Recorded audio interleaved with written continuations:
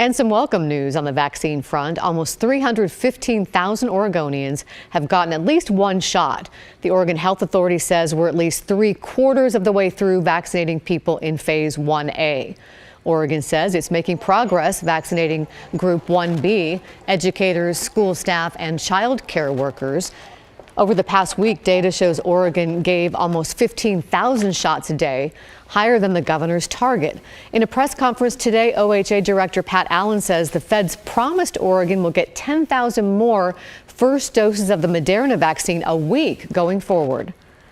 More than 6 weeks into our vaccination effort, at our current level of supply, it would take more than 14 weeks to vaccinate all the approximately 1.2 million people who are eligible or will become eligible to be immunized.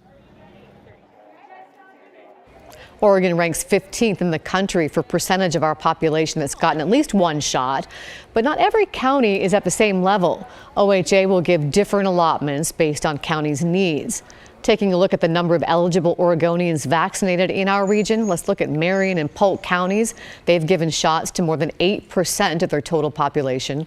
Multnomah and Clackamas counties have vaccinated between 6 and 8% so far. Washington, Columbia, and Yamhill counties have given shots to less than 6% of people who live there.